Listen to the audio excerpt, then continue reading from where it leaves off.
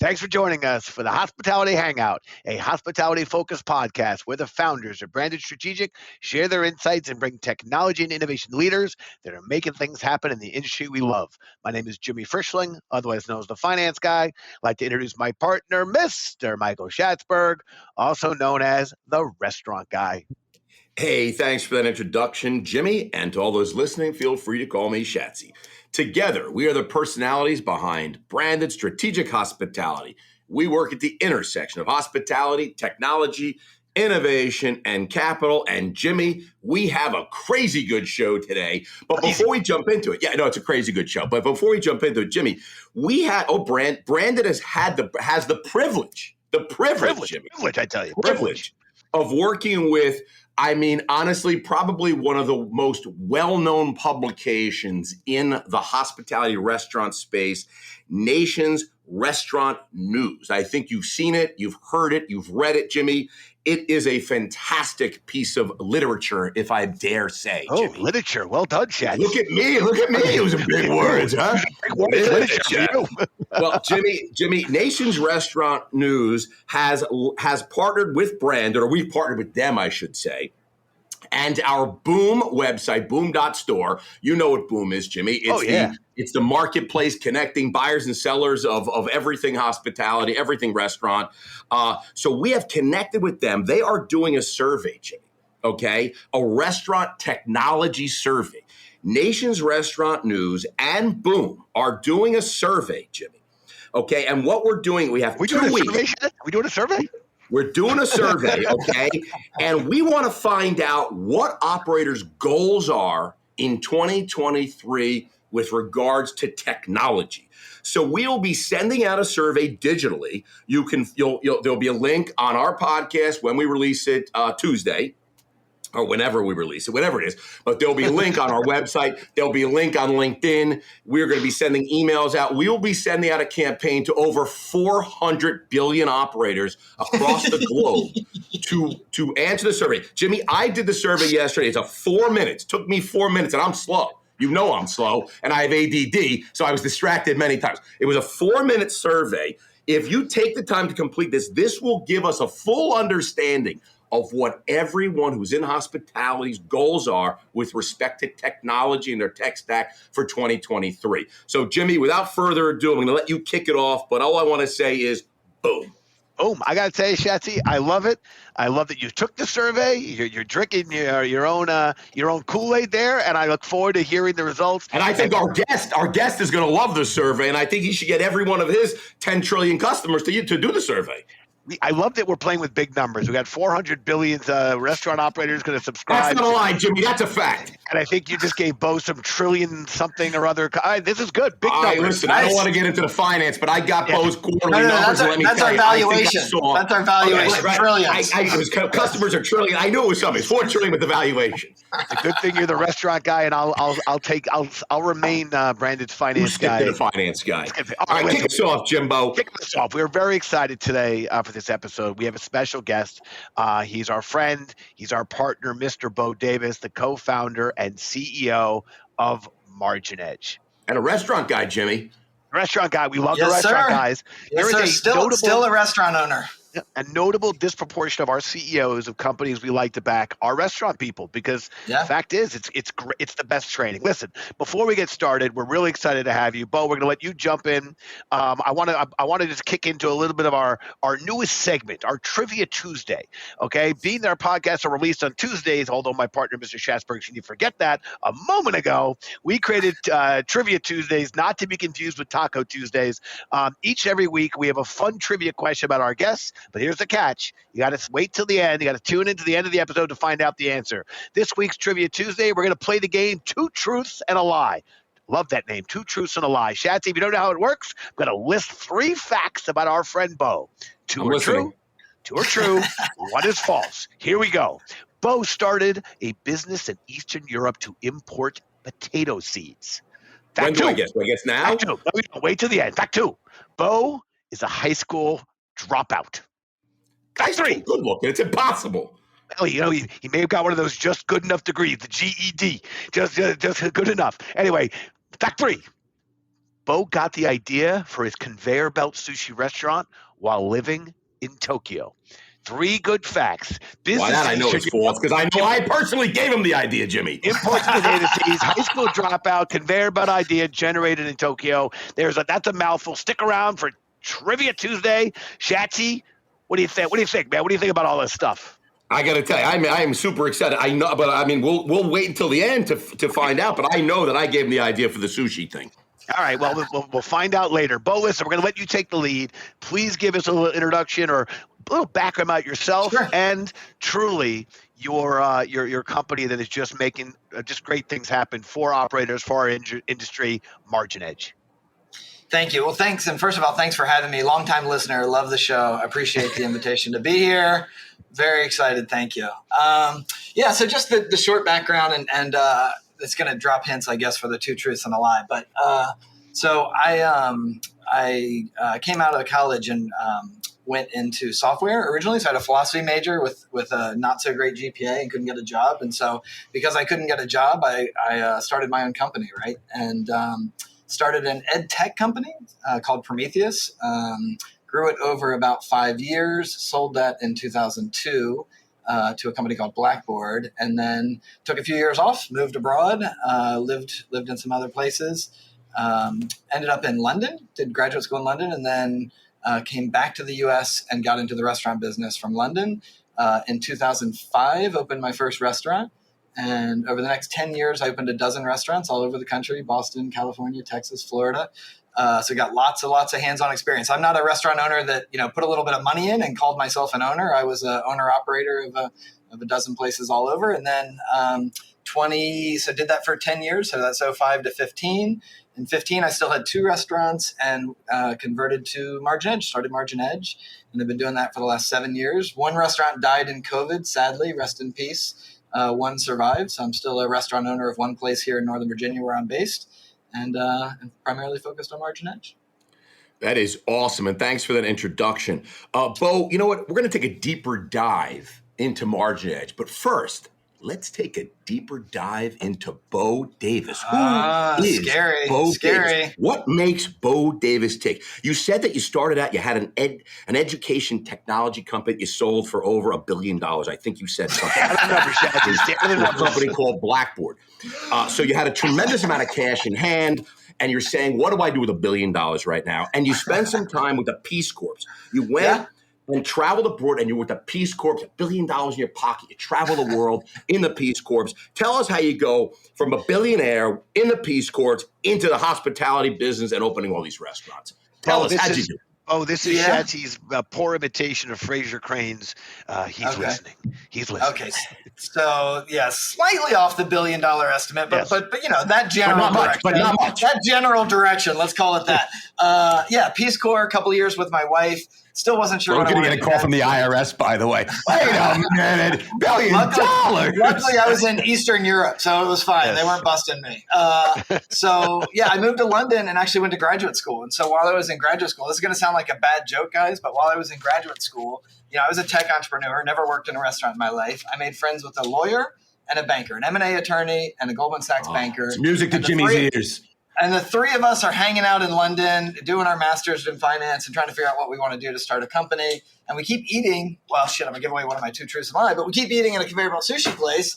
And the fucking lawyer is like, we should do this. We should take this restaurant concept to the United States. And the banker and I are like, why would we do that? We don't know anything about the restaurant business. Why would we go into that? And long story short, the lawyer talked us into it. We hired the executive chef from London, a place we really liked, a place called Itsu. Hired the executive chef, brought him to DC, and in 2005 opened our first place in Farragut Park near the White House. And so then I was in the restaurant business. The banker stayed for about a year and then went back to banking in Europe. And the M&A attorney he stayed about 6 months, and then he actually became a professor of law. He's actually at Berkeley now, so he's done very well. And we all stayed friends and partners, but I tell people I was clearly the least intelligent of the 3 because 17 years later, I'm still in the restaurant business. So that's a great story. I love it. Bo, unbelievable story. I love it. And you still didn't give us the real story about that $1 billion in your pocket Peace Corps. But we'll save that for another time. Fair enough. Left the country with a bill, came back with something less. Okay. Well, I will say when I started the restaurant, the thing everybody told me was the best way to make $1 million in the restaurant business is start with 2. Yes. It's like the owner of the boat, the 2 best days of boner, day I sell it, right? Yes, boats, airplanes, and Broadway shows. Okay, listen, Bo, we can't always be the first one to break news. But if it's the first time we're talking about it on the podcast, well, we kind of take it and say, yes, we're breaking some news. So here we go. There you go. All right. There you go. Very exciting. Fresh off the presses, if the presses were from December, MarginEdge just landed $45 million in a Series C, which closed this past December, but it's breaking news right now. What can you share about breaking news? I love breaking it. news? The good news is, Jimmy, we haven't spent it all yet. We haven't spent it all, so it's still news. It's still in the bag. Yes, very good. And tell us about the raise. Congratulations. Yeah. And what are the plans to deploy this capital? Sure. Yeah, I mean, so easy task, by the way, in this environment, Jimbo. Yeah, that's what I was about to say. As you know, it's a tough time to be raising. So the Washington Business Journal, the local newspaper where we are, had an article this weekend that I saw that said Q4 VC raise in DC was down 70% year over year from $1 billion to $300 million. And it had MarginEdge as a call out that we raised 15% of the capital in the whole DC market last quarter, which is pretty disturbing. It's pretty disturbing when you think about it, right? Like, I think it's cool, man. Well, it's a small pool to have been swimming in. Let me put it that way. So yeah, no, it's a tough time to raise money, but at the end of the day, I think one of the things you guys have said quite a bit is COVID didn't necessarily change everything, but it accelerated an awful lot of things. And so similarly in the VC market, it's still about core fundamentals. Is the business strong? Is it scratching a need, right? Do the economics work? And finding an investor who really likes and knows the space, right? Who understands how big the market is and how much impact we can have on it. And so that's what we did. We're super excited about the lead in our group is a company called 10 Coves, a venture capital firm called 10 Coves, who's invested quite a bit in the restaurant tech space, as you know. So super excited to get it done. And as far as deploying new capital, we're not pivoting, we're digging in, we are here to help restaurateurs operate and make their back lives a little bit easier, solve some problems for them so they can focus on their customers and their food. And so we're going to do more of that. We're continuing to grow. Our product team is now, we wrote most of the core product with 5 people, and now we're growing it to 45 people in dev. Our sales team was a handful of people for a long time. We're now at about 50 people there. So we're building out the team. We're going to market, and we're pretty excited about it. That is awesome. And I got to tell you something. We love breaking news. And I got to tell you, Jimmy, guess what I got? I got a little more breaking news. I don't even think Bo knows about this breaking news. So MarginEdge has always, primarily, it's restaurants. That's the market you are primarily focused on is restaurants and selling to restaurants. But new this year, MarginEdge sales team will not only be selling to restaurants, Jimmy. They have announced, breaking news, Jimmy, wait for it, they will be selling to accountants that work with restaurants. So now accounting firms will now be a new vertical. Boom, your head just exploded, didn't it? Boom. A new vertical for MarginEdge. They will be selling accounting firms that sell to restaurants. So all the accounting firms out there, if you have restaurant clients, my advice, you better reach out to MarginEdge ASAP. So that is big news. Bo, what can you tell us about this new idea and this new vertical?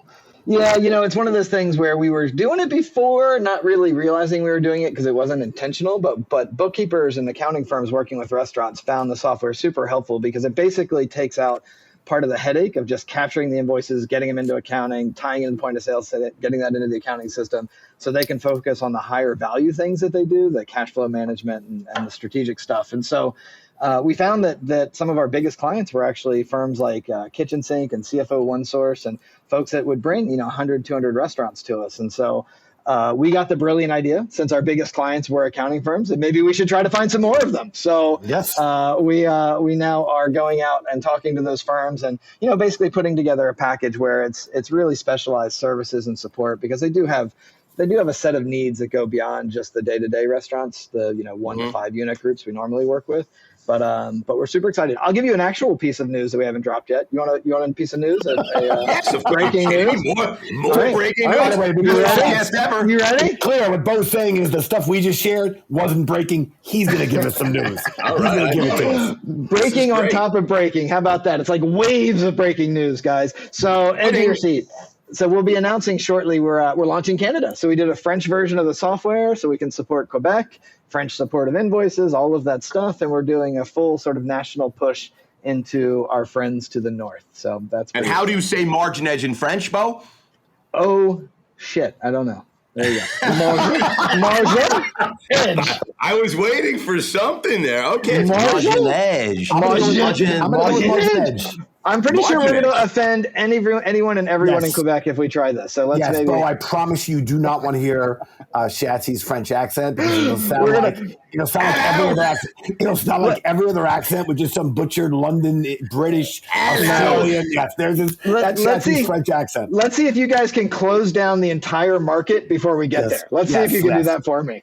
What I would say is above the border, north of the border, Brandon has some wonderful relationships among the nicest and some of our fastest growing companies are north of the border. So we are thrilled to welcome you or have you speak to some of our friends up north.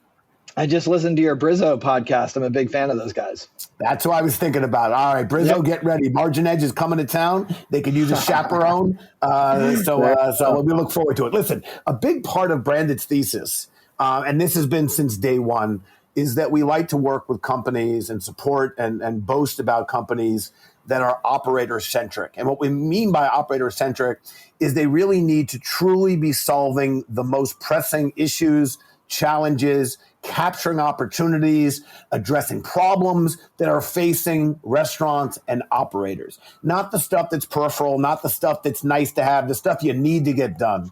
So we find that companies are most successful doing this, and going back to your earlier introduction, when they're founded by or supported by other founders. And that's you. I think what makes the restaurant industry stand out among others is really just the workflow and the grittiness that comes from one cutting their teeth, working on a floor, working back house, front of house, or working in the store. So, Bo, as someone who has worked across industries, can you share your thoughts on why the restaurant tech industry is proving to be more resilient than, let's say, the broader tech market?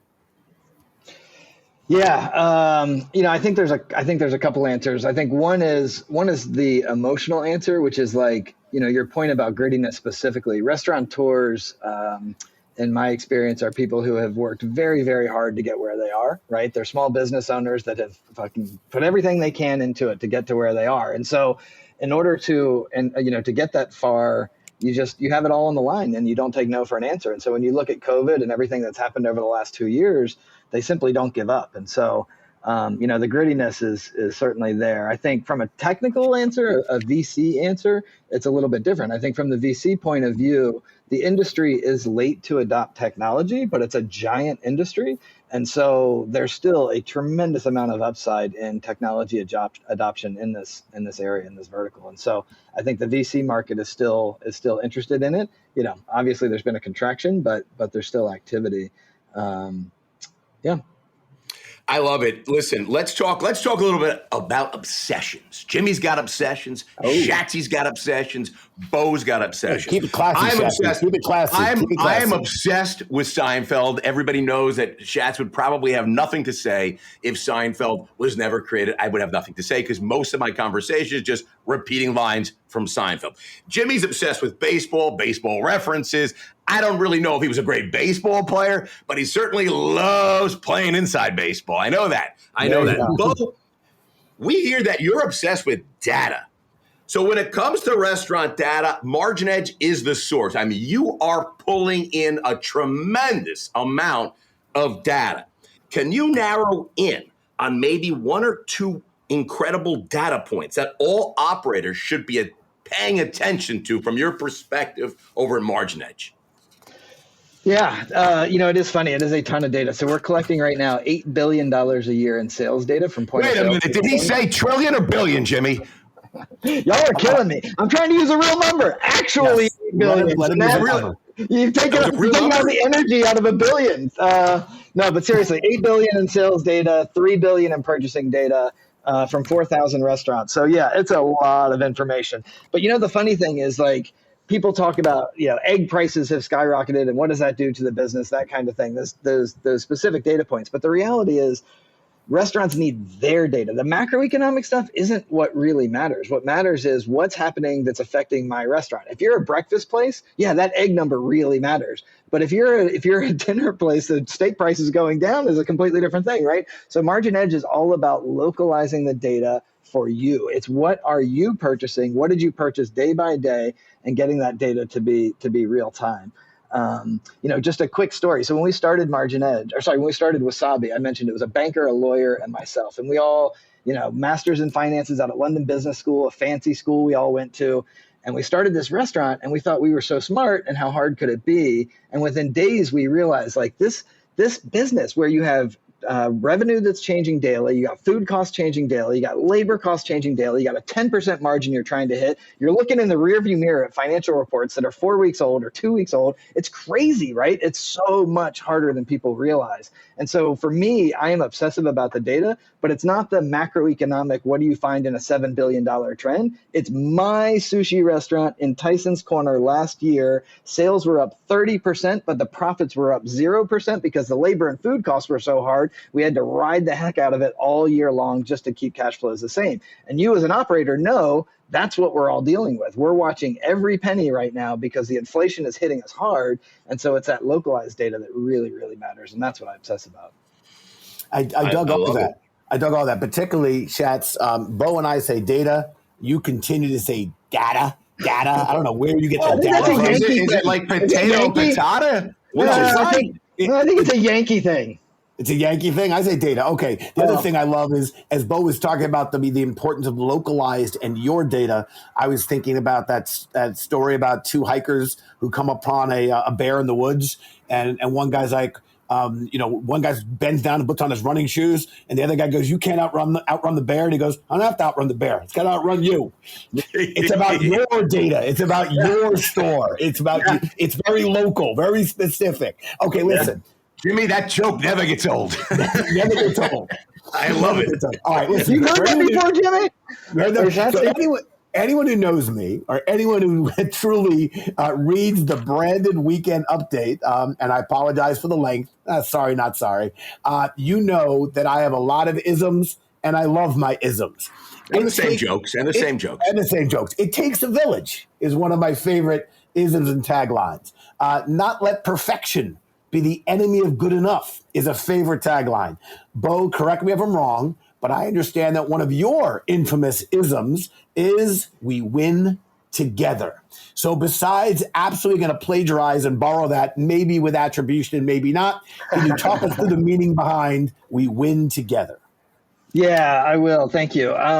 We started MarginEdge, Roy and myself, my co-founder, started MarginEdge, and between us, we had opened about 40 restaurants. And when we started the company, we were both over 40 years old. And so we'd been around the block a little bit, and we knew culture was important, and we really wanted to lean into it. And so we came up with what our 5 core beliefs are, which are have fun, be passionate, we listen, we win together, and go big. And specifically on we win together, and with those, we really have made a point through the years to lean into these. And everyone has these taglines, and it's a personal frustration of mine that I think most companies will publish them and not follow them. So if you don't mind, I'm going to tell you a quick story on We Win Together and how much this really does mean to us. So COVID hit, February, March 2020.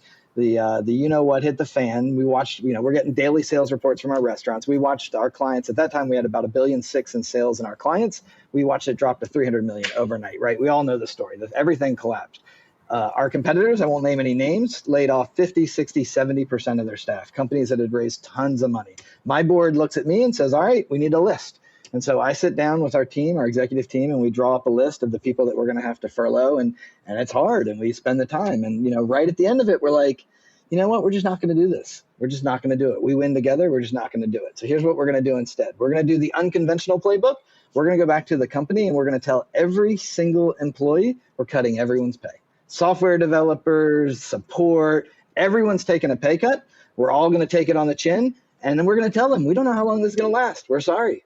We'll end it when we can, but right now it is what it is for us to be, we win together. If we're going to put that on the wall, we're going to do this together. And so we did. We went out. Every single person took a pay cut. Now, here's the fascinating thing. And we said, until revenues get back to where they were in February, we got to do this. Here's the fascinating thing. Everyone took a pay cut. The software developers stayed with us. Everyone stayed with us. We stayed through that summer. Our revenue got back to where it was in September. So it was a 6-month pay cut. We didn't lose our company. We didn't lose the people. We stayed together. People were more committed to MarginEdge, even with those pay cuts, than they had been before. At the end of that year, it was the first year we ever won the Best Places to Work award. So we won it for the Washington Post. We won it for the Washington Business Journal in the year that everyone took pay cuts. Because the reality is people want to lean in. People want to be together. They want to win together.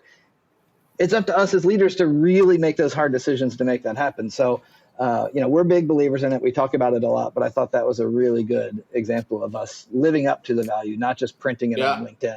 Oh, it's a great story. And like you said, it's one thing, talking the talk, and it's another thing walking the walk. And you guys prove that you practice what you preach, man. That's awesome. And here's the thing, how about me throwing out a couple isms there? I thought that was pretty good, Shatsy. And Bo, let me throw out one more piece if you don't mind. Please. So then as January came, the following year when restaurants started coming back, our growth rate prior to COVID was 100% year on year. It was 160%. When people started coming back, we grew our growth rate to 160% because we had our team together, right? We did the right thing.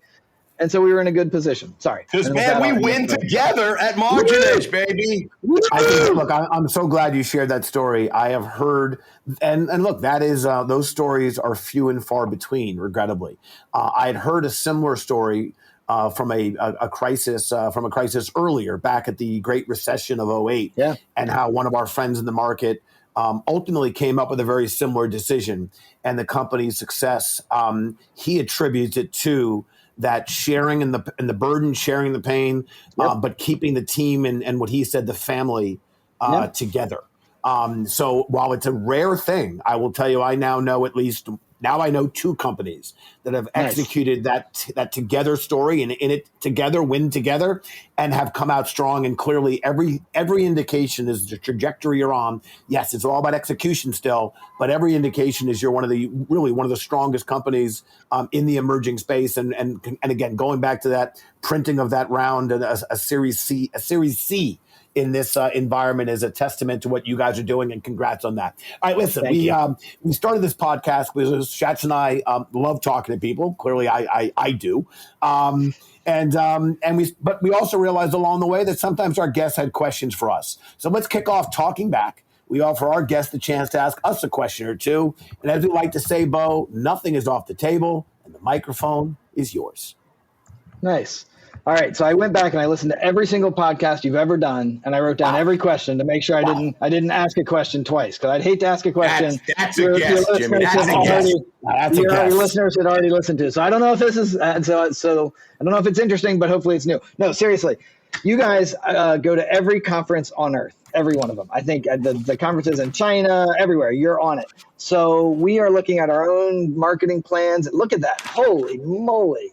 He's talking about our conference schedule. He's talking about our conference schedule for the remainder of the year. It's 11 by 17. You can't even fit on regular paper. Chat, I'm going to show you a picture of your wife to make sure you remember what she looks like. And small print. So we're coming up with our conference strategy and where we need to be. Tell me, not including the NRA, not the National Restaurant Association, out of the other conferences you're attending, give me a couple that we need to be at. Where do we need to be? You guys know the world. Shatsy, I'm not sure it's a softball because you got to have to think a little bit, but go for it, Shatsy. I literally just got my conference schedule. I got to tell you something. I think personally, I love Murtec. I love food on demand. You're not allowed to list them all, Shatsy. That makes it too easy. I want one of the top couple. And I love RFDC, the Restaurant Finance Development Conference. And I'm going to throw in one more. I like I really do like RLC, Restaurant Leadership Conference. So those I'm going to give those. Those are my picks. Jimbo, you go with the same. I mean, we love different conferences. That's not based on alcohol consumption. I guess I should have qualified that I want it for. I want to answer the question maybe a little differently. I respect your answers, of course.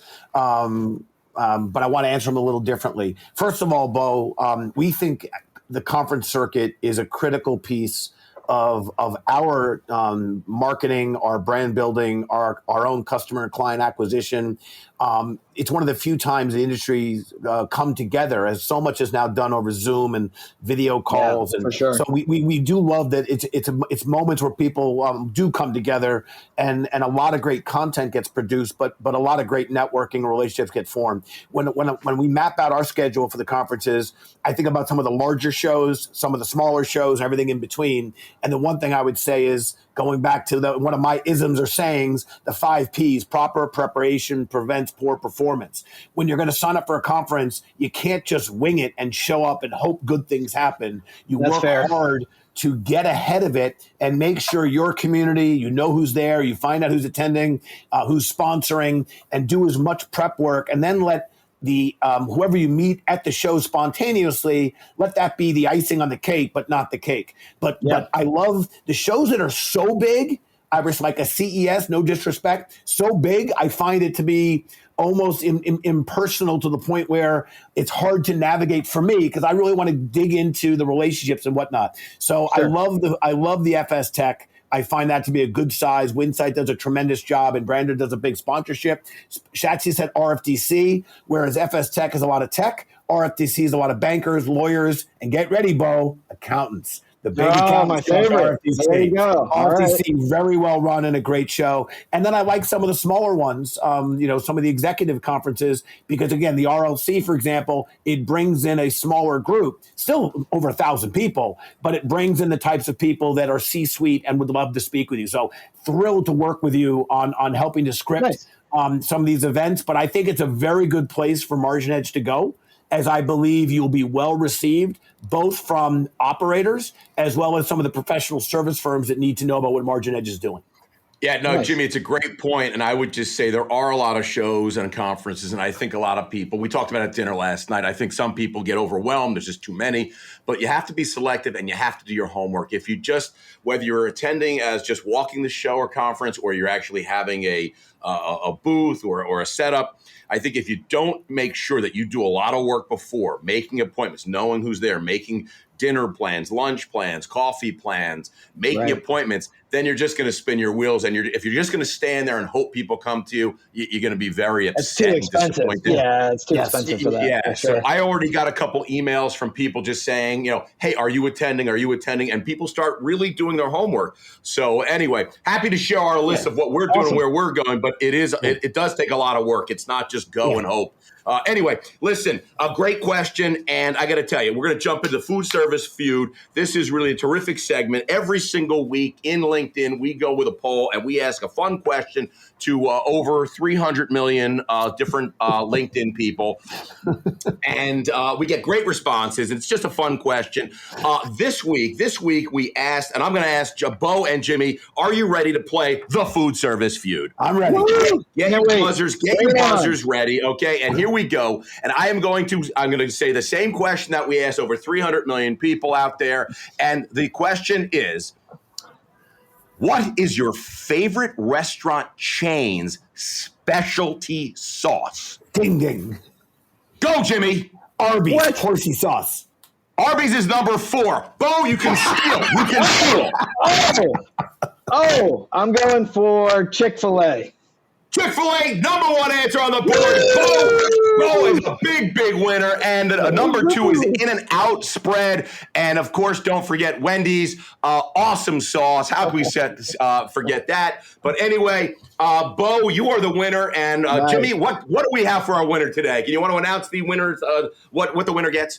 Yeah, he gets a gift card to Chick-fil-A up on 86th Street. All right, there we go. $100 gift card to Chick-fil-A. Courtesy of our sponsor, Chico Bail Bonds. Oh, thank you, Chico. A guest appearance on the hottest restaurant tech show on earth. Isn't that what I win? That's right. Well, that is also, that's a price. You can't even put a price on that. That is. There you go. I'll put a price on that. All right, listen, at the top of the show, we talked about our Trivia Tuesday. Remember, I gave 3 facts about Bo. 2 were true. 1 was false. Just as a reminder, Bo started a business in Eastern Europe to import potato seeds. 2 was Bo's a high school dropout. 3, Bo got the idea for his conveyor belt sushi restaurants while living in Tokyo. Schatz, if you were paying attention, I think you might be able to nail this one. But do you I care gotta to tell you, guess? Jimmy, you know I don't pay attention much, but I think I got this one right. And I gotta tell you, Bo did not get the conveyor idea from Tokyo. There you go. There you go. He did not get it from Tokyo. He was in London or something, right? And I didn't get it from Schatzy, believe it or not. And he didn't get it from me either, right? I'm gonna let Bo reveal it, but I distinctly heard Bo talk about his collegiate years, his graduate school years, and unless he pulled a George Santos and somehow found a way to get into these elite institutions, including one over in London without a high school degree, Bo's gonna have to tell us how he did it. That's why he went to Europe. You don't need a degree there. I am a high school dropout, so I got into so much trouble as a kid that I had failed once, and I was about to fail my junior year, and I was like, I'm just not doing this again, and so I left, in the middle of my junior year or towards the end of my junior year, and went to community college. Did a couple years of community college, went to a regional college, did a couple years there, transferred to GW. It took me 6 years to get my undergraduate degree, but I eventually got my undergrad and got that first software company started. So, yeah. All right. Well, there it is. The lie was the conveyor belt sushi restaurant that was not secured while living in Tokyo. Big winner. Winner chicken dinner. Schatzy, we're teeing you up. I was going to cut the branded quickfire, but our producer said you would never speak to me again. So why don't you roll us into the money segment? Go ahead, Schatzy. I think, Jimmy, a podcast isn't a podcast without the branded quickfire. That's not me talking. That is hundreds of thousands of letters I get each and every day in a giant sack, like a letter to Santa Claus. Comes into my office and everyone's like, Schatz, you should just spin off this branded quickfire into your own special reality podcast. It could be its own show. It could be its own show, the branded quickfire. I'm going to ask Bo Davis, our guest, the founder and CEO, 5 questions. 5 lightning round questions. Bo, first thing comes into your mind, you just answer. Are you ready, sir? I am ready. Sushi or sashimi? Sashimi, every time. Where are you getting dinner from tonight? Going out for Lebanese. Interesting. Yeah. What is your favorite food city in the world? So I mentioned I lived in London for a while, and while London isn't necessarily known for its food, it has a great food scene, and I really enjoyed that. So I would go. And I got to tell you, we've been there a couple of times the last few years, and I got to tell you, and coming on strong, a lot of really great restaurants there. Where is your favorite place to travel? Greece. Love the islands. Who wouldn't like Greece?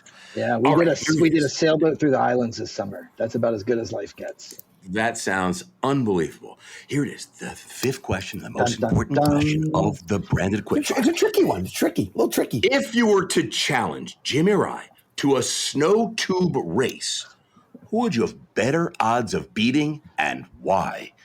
All right. I'm going to go, no offense, Jimmy, but I'm going to go with you, and I'm going to give a good reason. Because the listeners may not know, may not be able to see this, but Schatzy has not stopped moving since we started this podcast. Literally has not stopped moving. I don't want to race that dude anywhere, anytime. He clearly has more energy than me. I'm already gone, baby. I'm already gone. I respect the answer. I thought it was. I don't win a lot of these, Jimmy. This is like one of. I thought it was a tricky question because I would need someone to do the mathematical calculation of taking my body weight versus Schatzy's body weight on a tube on snow, and see which one actually gained more momentum. I would agree. However, the real reason I would have chosen beating Schatzy is there's like a 60% chance Schatzy forgets the race and doesn't even show up. I would definitely. If it was, I agree. If it was cold out, I'd certainly beat the bar. I'd beat the bar. I agree with that. But either way, I respect the answer completely. Listen, Bo, we want to thank you so much for joining us on the podcast, for sharing your great insights, and really for the tremendous work that you and your team do for the industry, not just during the challenging times of COVID, but really the value you're bringing to operators, which we continue to hear is just amazing. And now hearing the story about how your team rallied around and came together and stayed together and are winning together, it is no surprise to me just why your clients and customers feel the way they do about your platform. So congratulations for that. If you want to get in touch with Bo directly, you can email the podcast team at podcast@brandedstrategic.com. We'd be happy to make an introduction. Certainly for our friends in the accounting space, you heard it. It's a new vertical. I would tell you, get in touch with Bo because the bandwidth is not unlimited. So I imagine there's a first mover advantage. Get involved, my friends. To our listeners, we know that there are thousands of podcasts, hundreds of thousands of podcasts out there, and we value and appreciate the fact that you continue to spend time with us, subscribe with us, and our subscriber base continues to grow exponentially, despite the fact that Chat says there are 4 listeners. 3 of them have the name Frischling and 1 is Schatzberg. That's not true. But anyway. Jimmy, we're up to 6, by the way. That was last week. Excellent. Join us next time as we welcome our friend and guest, Mr. Wade Allen from Brinker International for a Super Bowl episode. You're not going to want to miss it. And finally, if you haven't subscribed to the podcast, do so you don't miss out on any of the exciting guests we have coming up in the future. So, Bo, once again, great appreciation to you. And this is Jimmy Frischling, your finance guy, passing it back to my boy Shatsy to sign us off. Hey, thanks, Jimbo. I got 2 points. First of all, everyone check out MarginEdge.com, and check out all the cool stuff that Bo is doing to help solve your restaurant problems. I got to tell you, great stuff. And last thing, we've got that partnership, don't forget, with Nation's Restaurant News. Ooh. And we've got the 2023 Restaurant Tech Survey going out starting tomorrow. It will be in the link to the podcast. It will be on LinkedIn. I will be sending emails to over 300 trillion operators. Everyone, fill it out. Bo, you take it, send it out to your restaurant crew. The more data, the more information we find of what's in your tech stack, what do you think of a 23, the better Bo can make MarginEdge, okay? So, hey, listen, restaurant guy, a.k.a. Shatsy, signing off. Thank you, Bo Davis. Awesome. Thanks, everybody. Cheers. Thanks, all. Cheers.